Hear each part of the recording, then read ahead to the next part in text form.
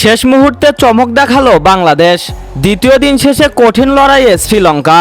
দর্শক, শুরুটা হয়তো দুর্দান্ত ছিল না, তবে দিনের শেষ প্রান্তে এসে কিছুটা লড়াইয়ের ইঙ্গিত দিয়েছে বাংলাদেশ।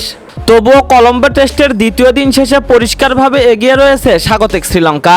প্রথম ইনিংসেই তারা ইতিমধ্যে 43 রানের লিড নিয়ে ফেলেছে। দ্বিতীয় দিনের শুরু থেকে শেষ পর্যন্ত যেন একরকম দাপট দেখিয়েছেন লঙ্কান ব্যাটাররা। দিনের দ্বিতীয় ও তৃতীয় সেশনে বাংলাদেশের বোলারদের এক প্রকার ছড়িয়ে ছিটিয়ে দিয়েছে তারা। দিনের প্রথম সেশনে কিছুটা কৃপণ বোলিং করলেও দ্বিতীয় ও তৃতীয় সেশনে কার্যকারিতা হারায় বাংলাদেশের বোলাররা। এক উইকেটে 190 রান নিয়ে চা বিরতিতে যাওয়া শ্রীলঙ্কা চা বিরতির পর পুরোপুরি নিয়ন্ত্রণ নেয় ম্যাচের। ক্রিজে ছিলেন পাথুম নিশাঙ্কা ও দীনেশ চান্দিমাল। দুজনেই ছিলেন আত্মবিশ্বাসে পরিপূর্ণ। নিশাঙ্কা চা বিরতির সময় ছিলেন সেঞ্চুরির অপেক্ষায়, আর ফিরে এসে সেটা পূরণ করেন দুর্দান্ত স্টাইলে।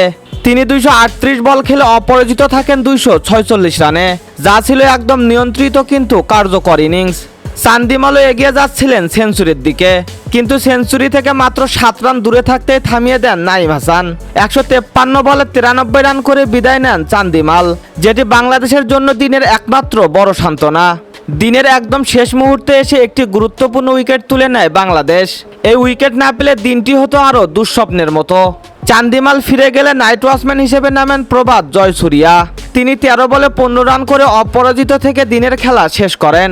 দ্বিতীয় দিন শেষে স্কোরবোর্ডে শ্রীলঙ্কার রান 2 উইকেট হারিয়ে 290 রান। বাংলাদেশের প্রথম ইনিংসে রান ছিল 247, সেই হিসেবে লঙ্কানরা এখনও 43 রানে এগিয়ে। বাংলাদেশের হয়ে উইকেট পেয়েছেন মাত্র 2 জন বোলার, তাইজুল ইসলাম ও নাইম হাসান। দুইজনে একটি করে উইকেট শিকার করেছেন। তৃতীয় সেশনে একরকম ছুরি ঘুরিয়েছেন লঙ্কান ব্যাটাররা। বিশেষ করে নিশাঙ্কার ইনিংস ছিল পরিণত ও ধৈর্যশীল। বাংলাদেশের বোলাররা লাইন লেন্থ, ফিল্ডিং সেটিং সব দিকেই ছিল এলোমেলো।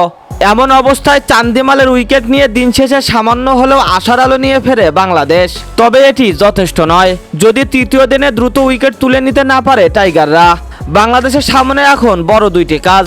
তৃতীয় দিনের প্রথম ঘন্টায় 2-3টি উইকেট তুলে নেওয়া এবং দ্রুত ইনিংস গুটিয়ে লিডটিকে 70 থেকে 80 রানের মধ্যে সীমাবদ্ধ রাখা, না হলে এই ম্যাচ একতরফা হয়ে যেতে পারে খুব দ্রুতই। দ্বিতীয় দিন শেষে যদিও স্কোরবোর্ড শ্রীলঙ্কার পক্ষেই কথা বলছে, তবুও শেষ বিকেলের উইকেটটি হতে পারে টার্নিং পয়েন্ট, শুধু যদি টাইগাররা তৃতীয় দিনে জ্বলে উঠতে পারে। তো দর্শক, আপনাদের কি মনে হয়, নিশাঙ্কার ইনিংস কি ম্যাচ ঘুরিয়ে দেবে, নাকি টাইগাররা ঘুরে দাঁড়াবে তৃতীয় দিনে? জানিয়ে দিন এই বিষয়ে আপনার গুরুত্বপূর্ণ মতামত ভিডিওর কমেন্ট বক্সে। আর ভিডিওটি যদি আপনাদের কাছে ভালো লেগে থাকে তাহলে অবশ্যই ভিডিওটিতে একটি লাইক দিন, শেয়ার করুন আর চ্যানেলটি সাবস্ক্রাইব করতে ভুলবেন না। ভালো থাকবেন, সুস্থ থাকবেন। এতক্ষণ আমাদের সাথে থাকার জন্য অসংখ্য ধন্যবাদ।